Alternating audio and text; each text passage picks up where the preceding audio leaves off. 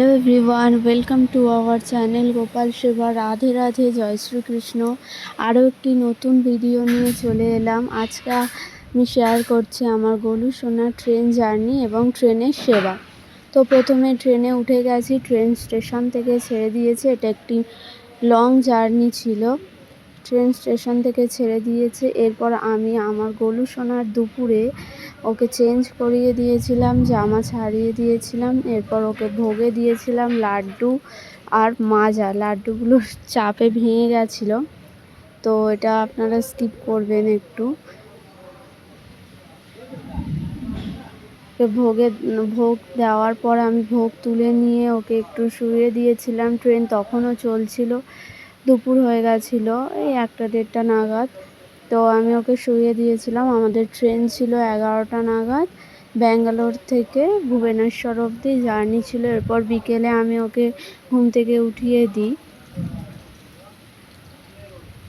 এরপর গোলু সোনা একটু খেলা করছিল ওর গোমাতার সঙ্গে, দেখতেই পাচ্ছেন আপনারা ভিডিওতে।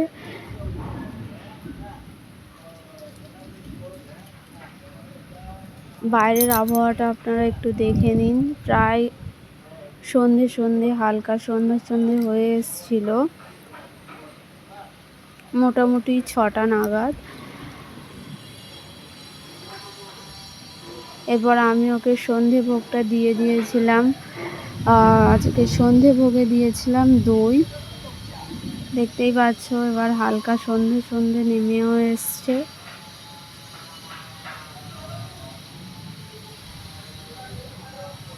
এরপর বেশ কিছুক্ষণ ট্রেন চললো।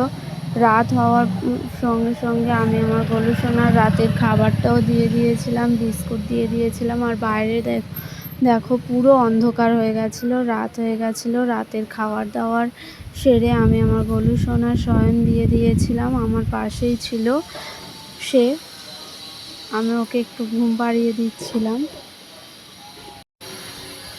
আমাদের ট্রেন ছিল প্রায় 34 ঘন্টা নাগাদ টাইম লাগতো আমাদের এসএমবিটি থেকে ভুবনেশ্বর পর্যন্ত যাত্রা। এরপর পরের দিন সকালে আমি আমার গোলু সোনাকে তুলিয়ে একটু সাজিয়ে দিয়েছিলাম। ট্রেনে যেহেতু বেশি আমি ওকে সাজাইনি, মুকুট হার অত কিছু পরাইনি। এরপর স্টেশন চলে এসছে, এবার আমাদের নামার পালা। আমরা স্টেশনে নেমেও গেছি, দেখতেই পাচ্ছেন আপনারা। ট্রেন থেকে